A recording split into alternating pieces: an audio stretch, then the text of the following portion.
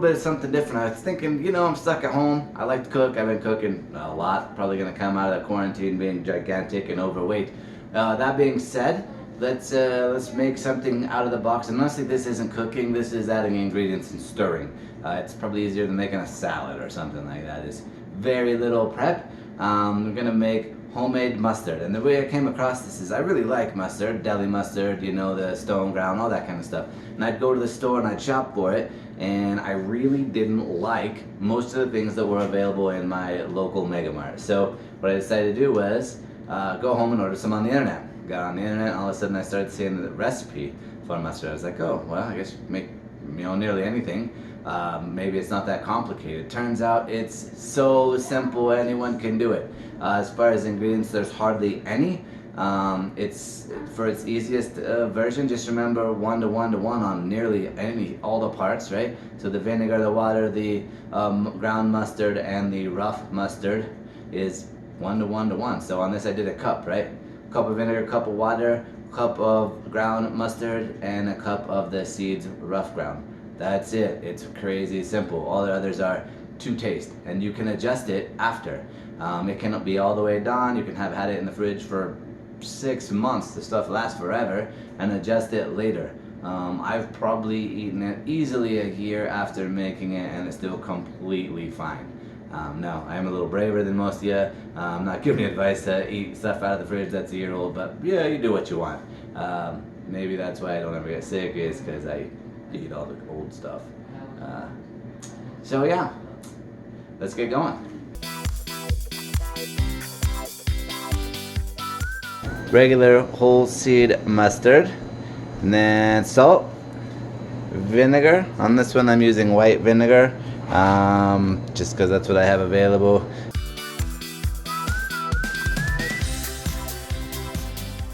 No, is turmeric. You want ice cold water, honey or sugar, and regular mustard powder. And the ratios are basically 1 to 1 to 1 to 1 for the seed, the vinegar, and the water, and the powder. And then it's to taste on everything else.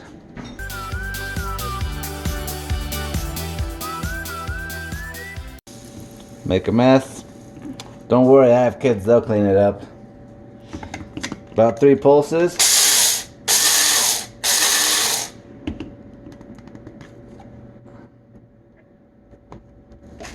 Into the bowl.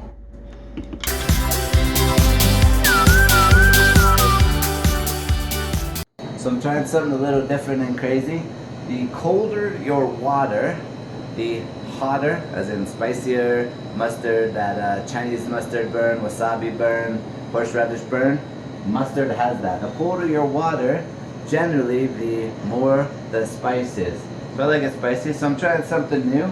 I'm going to put a couple of tablespoons of salt into the water. That's probably good. Yeah, a little more. If it doesn't really end up that salty, we're going to give it a stir. See if we can make the water even colder. Okay, we may have to add some salt in there after, but we'll see how it goes. There's some salt to the mix after. That should be pretty cold. We're going to add the regular ground mustard. Just goes right in. Alright, if you want turmeric, turmeric is what makes yellow mustard yellow. Right, without it, it's going to change the flavor. It's up to you. I like to add a little, so I'm not really a measuring kind of guy. You really need, a tablespoon. Actually probably about 2 tablespoons for this much, so we'll just dump some in. Not real worried about it. Pinch of salt. Oh, come on. Because again, we're not going to get it all out of there. A little bit out. Now, moment of truth. We're going to put in the cold water.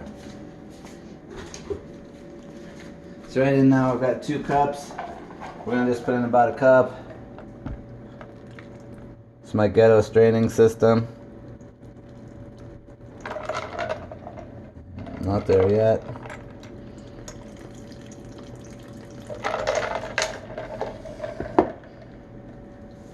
Dang.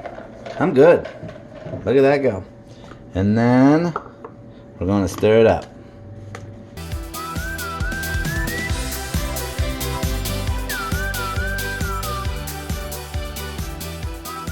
Go back. We forgot to add the honey. Now honestly, you can monkey with this after it's all done. Couple tablespoons, 2-3 tablespoons of honey, probably gonna do it.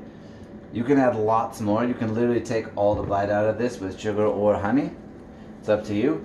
I don't like mine particularly sweet because I can always doctor it after. So when I make it here, a little less sweet.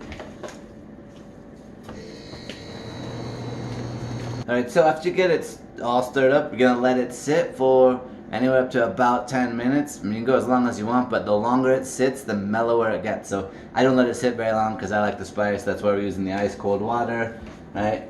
Don't want to let it sit too long. And then we add the vinegar. Now you can add herbs to this, like fresh herbs generally. If you want to make an herb sort of one, you can add beer instead of water, which I have done, but I don't really love it as much, honestly. The taste isn't quite as good. So we're gonna get this. I like to stir the water in a little at a time. Otherwise you end up splashing it around, kind of making a bit of a mess.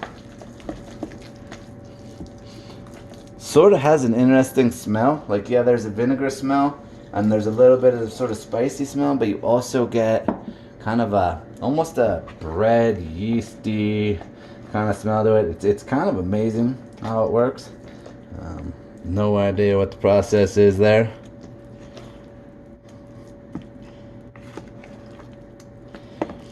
It's gonna end up a little runnier than you expect. Don't worry about that. It totally thickens up in the fridge.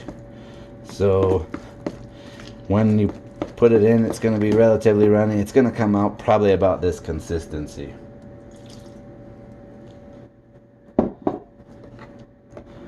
So obviously we're pretty careful stirring it in. You splash this on you. It's gonna get on you and stain. It does have enough turmeric in it. If you leave the turmeric out, you get a more mellow color, that lighter yellow like Grey Poupon or some of your deli mustards. Again, I like the turmeric, a little bit is it, but I make it both ways, just depending on my mood.